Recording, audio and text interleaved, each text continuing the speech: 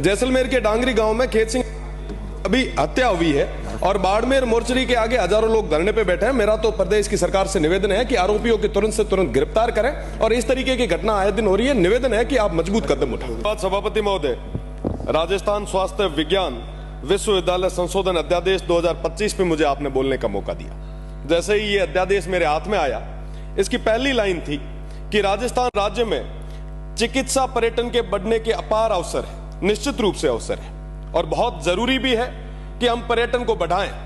पर वर्तमान में हमारी स्थिति क्या है, थोड़ा इस पे भी गौर करने की जरूरत है। मैं बाड़मेर जैसलमेर से आता हूं। बाड़मेर और जैसलमेर के सारे लोग 70 से 80% लोग मरीज गुजरात उन तमाम हॉस्पिटल्स में उपचार के लिए जाते हैं। हम टूरिज्म की बात कर रहे हैं, हमारे खुद के लोगों को हम रोक नहीं पा रहे। मैं तो धन्यवाद दूंगा स्वर्गीय जसवंत सिंह जी को, जिनके प्रयासों से एम्स बन पाया और मारवाड़ को एक बेहतर चिकित्सा सुविधा उपलब्ध हो पाई। मैं आपको बताना चाहूंगा माननीय मंत्री महोदय, नीति आयोग की एक रिपोर्ट में जो कल पढ़ रहा था, उसमें लिखा हुआ था कि राजस्थान हमारा जो मजबूत और बहुत बड़ा स्टेट है, वो हेल्थ के सेक्टर में 16वें स्थान पे, और हम बात कर रहे हैं कि साहब हम हमारा टूरिज्म बढ़ा रहे हैं। जो स्टेट 16वें नंबर पे है, उसमें टूरिज्म कैसे बढ़ेगा, मैं आपसे ये पूछना चाहता हूं। आप रिम्स बनाएं, जरूरी है एम्स के तर्ज पे हम नवाचार करें। देखो, बकरो वैन उर नाम शेर राखण में वो शेर को नहीं पड़े। आपको और ज्यादा स्थितियों में सुधार लाने की जरूरत है। मैं आपको बताना चाहूंगा कि केंद्र की एक रिपोर्ट थी, उसके अंदर मैं पढ़ रहा था कि हमारे राजस्थान स्टेट के अंदर लगभग 9,940 जो हमारी संस्थाएं हैं, पीएचसी, उनमें से मात्र 3% है जो उन राष्ट्रीय मानकों पे पूरे तरीके से फिट है। बाकी 97% हवा में है। उसकी जिम्मेदारी कौन लेगा? उसके ऊपर कोई बात नहीं है। हम तो आरयूएचएस को रिम्स बना रहे हैं। अरे भैया, बने कहीं बना दो, पर हेल्थ की जब तक हम पूरे तरीके से उनको मजबूत नहीं करेंगे, तब तक ये बदलाव नहीं आ सकता। एक सीएजी की ऑडिट रिपोर्ट थी। मैं एक छोटी सी, लगभग जहां पे भी हेल्थ की बात आती है, सारे माननीय सदस्य कहते हैं कि साहब हमारे यहां डॉक्टरों की कमी है। राजस्थान का जो पूरा परसेंटेज है, लगभग 40 से 45% जो पद है वो रिक्त है। मैं बाड़मेर से आता हूं, सीमांत क्षेत्र है, बीच में तनाव की स्थितियां थी। सबसे ज्यादा जो जरूरत थी शिक्षकों की, वो हमारे उस क्षेत्र में थी। आज सबसे ज्यादा वहां पे पोस्टें खाली पड़ी है, कोई बात करने के लिए तैयार नहीं है। मेरा तो माननीय मंत्री जी से निवेदन रहेगा, रिम्स अपन बनाएं, पर पहले जो हमारा स्ट्रक्चर है उसको हम मजबूत करें। मैं कहना चाहूंगा कि WHO की एक रिपोर्ट थी।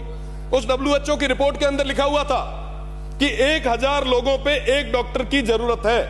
क्या वाकई हम उन तमाम मानकों पे खरे उतर रहे हैं? क्या स्थितियां वैसी है? हवा मीना है, जमीन माथत को नहीं। आज की डेट में अगर मैं बात करूं हमारे हेल्थ सिस्टम की, माननीय सभापति महोदय, कोई प्रथम स्टेज पे अगर कोई कैंसर का पेशेंट है और वो जांच करवाने जाता है, तो चौथे स्टेज पे आते आते तब उसके पास जांच की रिपोर्ट आती है।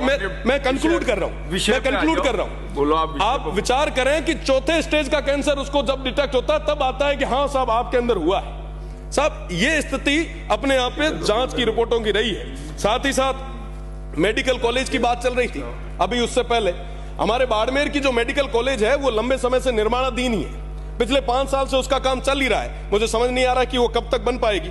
सीटी स्कैन मशीन, जो बाड़मेर की MRI और तमाम चीजों की मांग पहले भी सदन में रख चुके हैं, पर उसके ऊपर भी अभी तक कोई मजबूती से ठोस कोई काम हुआ नहीं है। हमारे बाड़मेर के लोगों को आज भी दिन ब दिन भटकना पड़ रहा है। अगर मैं जर्जर भवनों की बात करूं, थोड़े दिन पहले की घटना, आप रिम्स बनाएं, निश्चित रूप से बनाएं, पर पहले जो स्ट्रक्चर है उसको मजबूत तो करें। कभी भी कोई भी हादसा हो सकता है। मैं अगर दवाइयों की बात करूं तो मेडिकल कॉलेज में 43%, पीएचसी में 27% और सीएचसी में 15% ही दवाइयां अवेलेबल है। बाकी कोई दवाइयां नहीं है। आम आदमी कहां जाएगा? मेरा तो निवेदन है कि बाड़मेर के अंदर कई सारे और भी जो मेडिकल इंस्टीट्यूट में घोटाले हुए उनकी जांच हो, और साथ ही साथ सैनिटरी नैपकिन का एक बहुत बड़ा इश्यू और स्टेट लेवल का जो घोटाला है, जिसमें हमने ध्यान आकर्षण लगाया है, आने वाले समय में आपसे पूछेंगे भी। साथ ही नर्सेज और पैरामेडिकल कमिटी जितने भी स्टाफ है उसकी बहुत बड़ी कमी है। हमारे लैब टेक्नीशियन LT के जो पद है,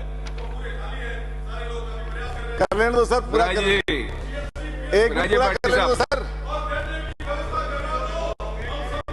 बिना जी धन्यवाद सभापति महोदय। राजस्थान कोचिंग सेंटर नियंत्रण एवं विनियम विधेयक पर आज मुझे आपने बोलने का मौका दिया। सबसे बड़ी चीज कि ये बिल क्यों जरूरी था।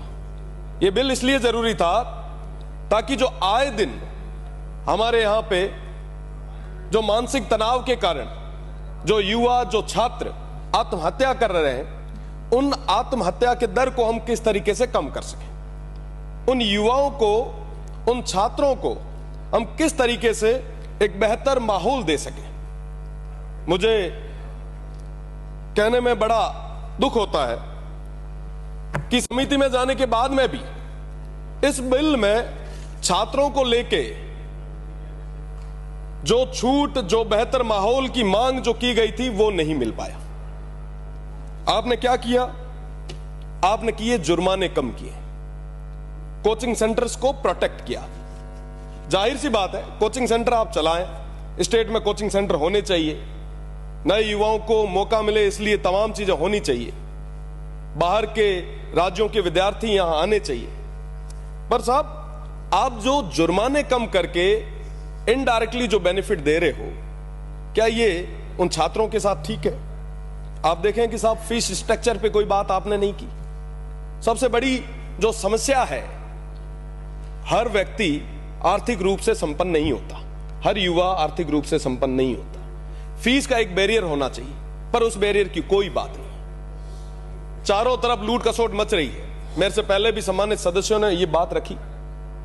मुझे लगता है कि इस पे पुनः विचार करना चाहिए। साथ ही साथ थोड़े दिन पहले आपने देखा होगा, एक वीडियो काफी चला था। एक प्रतिष्ठित कोचिंग इंस्टीट्यूट में एक बच्ची टॉप फ्लोर पे नीचे कूदने के लिए तैयार थी, दो टीचर्स ने उसको बचाया। ये स्थितियां आए दिन अपने प्रदेश में हो रही है, ना सिर्फ कोटा में, बल्कि जहां जहां भी कोचिंग इंस्टीट्यूट है वहां सब जगह ऐसी घटनाएं आए दिन हमें देखने को मिलती है। पर साहब, इसकी बात कौन करेगा?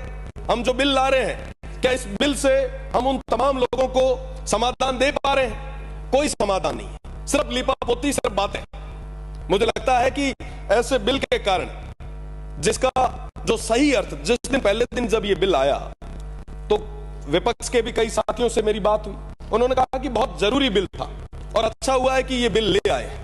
पर साहब, इस बिल का जो उद्देश्य था वो पूरी तरीके से खत्म हो चुका। मैं आपको कहना चाहूंगा कि यहां पे 200 सम्मानित सदस्य बैठे हैं और 200 अपने बलबूते पे चुनाव जीत के लोकतांत्रिक सिस्टम से यहां तक पहुंचे हैं। इनके जिले की टीमें बनी है, कमेटियां बनी है। उन जिले की कमेटी में यहां बैठे हुए सम्मानित सदस्य हैं, वो भी मेंबर नहीं है। क्या किया है आपने? ब्लॉक स्तर पे कम से कम अगर आप कमेटी बनाओ, कोई प्रधान या कोई जनप्रतिनिधि को उसके अंदर सदस्य तो बनाए। अभी थोड़ी देर पहले विपक्ष के एक साथी कह रहे थे कि साहब ये सिस्टम तो पूरा 1-2 अधिकारी हैं वही चला रहे थे और आगे भी वही चलाएंगे। साहब, इससे आपकी जो इमेज है वो नेगेटिव हो रही है। इस तरीके से सारा जो सिस्टम है वो अधिकारियों के हाथ में ना दे। जनप्रतिनिधि जो चुन के आते हैं, उनके पास उनकी बात रखने की जगह होनी चाहिए। हर व्यक्ति सदन में छोटी छोटी चीजें लेके नहीं आएगा। कमेटी जो है जिला स्तर पे, आपने क्या किया? हर तीसरे साल साहब वापस इनको कोचिंग इंस्टीट्यूट्स को, जो छोटे कोचिंग इंस्टीट्यूट है उनका रजिस्ट्रेशन होगा। बड़े कोचिंग इंस्टीट्यूट के तो अधिकारी आपके घर जाके पन्ना दे आएंगे और जो कमजोर है वो दर दर मारा मारा फिरेगा, साहब एनओसी दो, साहब एनओसी दो। क्या साहब, भ्रष्टाचार के लिए आप 4 दरवाजे नए क्यों खोल रहे हैं? आपने एक चीज और इसमें लिखी, सुझाव पेटी का, शिकायत पेटी का। अरे साहब, आप मुझे बताइए कितने विभागों के लिए सुझाव और शिकायत पेटी का रखी गई है और कितने मंत्री जाके उन शिकायतों को पढ़े? कभी पढ़ा है क्या साहब? एक भी जगह नहीं है। फिर ये क्यों, ये नया नाटक क्यों? कोई बच्चा जाके शिकायत दे आएगा, पीछे से कोई आके निकालेगा, पढ़ेगा, अच्छा शिकायत दी है, रुको इलाज करते हैं। साहब, ये क्या है? किस तरीके से कर रहे हैं हम लोग? अगर वाकई आप चाहते हो बच्चे का इलाज, तो साहब ईश्वर इज करे, इया मिनत को नहीं वे। मैं आपसे तो यही निवेदन करना चाहूंगा कि ये जो बिल आया है, इसका जो मूल उद्देश्य, हम उससे ना भटके। तमाम चीजें होती रहेगी, ये युवाओं से जुड़ा हुआ विषय है। आने वाली पीढ़ी पूछेगी। ये युवा जो आज किसी कोचिंग इंस्टीट्यूट में तैयारी कर रहे हैं, जब कहीं विभाग में बैठेंगे, यहां आके बैठेंगे तो कहेंगे कि साहब हमसे जो पहले यहां पे माननीय सदस्य थे उन्होंने क्या क्या बिल किस किस तरीके से लाए। आप एक नजीर पेश करो। आप तो खुद मंत्री जी बहुत मजबूत आदमी हो, आपको तो मजबूती से बिल लाना चाहिए। आपको तो एजुकेशन सिस्टम की पूरी बागडोर हाथ में दे रखी है, हायर एजुकेशन जैसा बड़ा डिपार्टमेंट आपके पास में है। आप तो कॉलेज और यूनिवर्सिटीज को टाइट करो ताकि हमारी आने वाली पीढ़ी को, उन तमाम युवाओं को कोचिंगों के भरोसे जाना ही नहीं। आप तो उन सिस्टम को इस तरीके से मजबूत करो और मुझे पता है, मुझे पूरा भरोसा है कि आप मजबूती के साथ करेंगे। पर कहीं ना कहीं ये जो तमाम चीजें जो फैलाई जा रही है, इससे आपके एक ऑरा को डैमेज करने का प्रयास किया जा रहा है। मेरा तो निवेदन है कि इन छात्रों के हित में आप सोचें। साथ ही साथ अभी भर्तियों की बात चल रही थी, माननीय सदस्य, मैं अपनी बात खत्म कर रहा हूं। अभी थोड़ी देर पहले कोई भर्ती की बात चल रही थी, अभी एसआई भर्ती का प्रकरण काफी लंबा चला भी है। विपक्ष ने भी कहा, पक्ष ने भी कहा, बारी बारी से कहा साहब हम ये कर रहे हैं, वो कर रहे हैं, ये कर रहे हैं, वो कर रहे हैं। क्या हुआ साहब? जो अपराधी थे, जिन्होंने गलत किया था, उनको सजा मिली या नहीं मिली? पर जो लोग, जो बच्चे अपनी मेहनत के बलबूते पे, खून पसीने की कमाई से कोचिंग करके बड़े शहरों में रह के अपनी पूरी जो पूंजी थी उनको लगा के जो नौकरी लगे, जो साधारण बच्चे थे, जो ग्रामीण परिवेश से आने वाले थे, उन सभी की हत्या आप लोगों ने की है। आपके हाथ भी रंगे हुए हैं। मैं तो इस सदन के माध्यम से, समाप्त कीजिए सभापति महोदय, मैं आपके माध्यम से मांग करना चाहूंगा कि जो विद्यार्थी, जो अभ्यर्थी जिनका कोई कसूर नहीं है, तो उन्हें आप उनके साथ न्याय करें, उनको पूरे तरीके से न्याय मिलना चाहिए। और कोचिंग आप बढ़ाएं, पर युवाओं का, आने वाली पीढ़ी के बारे में आप विशेषकर सही ढंग से सोचें और यूनिवर्सिटीज और कॉलेजेस को मजबूत करें। बहुत बहुत धन्यवाद।